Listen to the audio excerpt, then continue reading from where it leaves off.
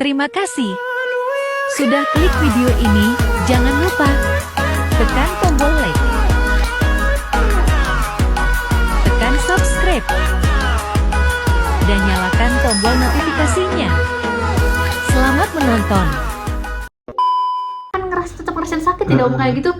Ya gimana gitu tuh. Jadi ya intinya dari pendamping yang emang benar-benar ikut serta gitu. Jadi kalau kita ngerasain kontraksi, ada yang benar-benar kayak bantuin ngomong, karena ngomong kayak gitu tuh kayak ngaruh banget bagi ibu yang mau melahirkan untuk mengalihkan rasa sakit kan. Ditambah kalau VBAC itu dia dari keluarga lingkungan tuh harus benar-benar support. Kadang kan banyak orang yang kayak VBAC itu kayak jarang ya, kayak misalkan kok emang VBAC itu apa sih, terus kayak emang nggak apa-apa kan dulu sesar. Jadi kayak pandangan orang tuh kalau sebelumnya udah sesar tuh ya sesar lagi gitu loh. Banyak yang nggak tahu. Jadi benar-benar jangan jadi ini tuh pikiran gitu. Karena syarat VBAC pernah baca, biar VBAC berhasil itu jangan ada pikiran-pikiran yang bikin stres. Karena nanti hormon apa gitu ya, dijelasin di artikel pernah baca, hormon apa itu mengakibatkan suatu yang kontraksi itu tuh jadi terhambat, jadi nggak muncul karena stresnya itu gitu. Pernah nanya-nanya sama yang lain juga, yang setelah sesar kan memang rata-rata katanya pecah ketuban dini kan, rata-rata mereka ngalamin gitu.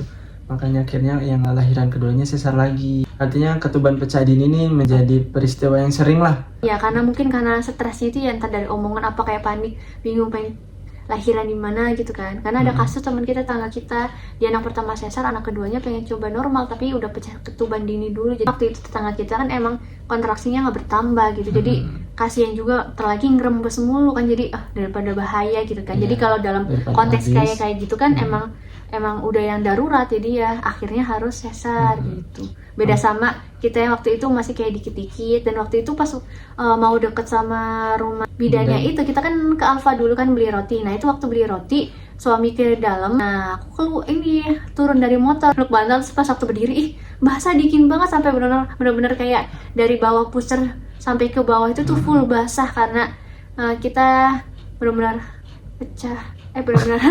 Jadi karena udah lama.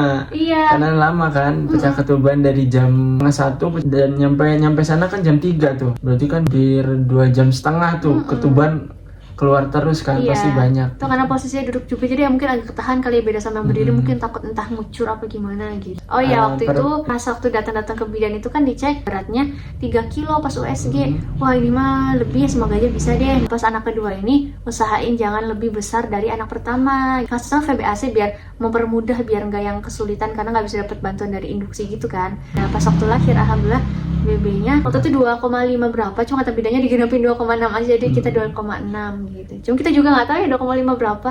Bidannya nggak ngejelasin gitu. Perempuan sehat, nggak ada kekurangan satu apapun. Ya di sana. Ya istirahat itu pulang jam 11 apa 12 ya? Iya.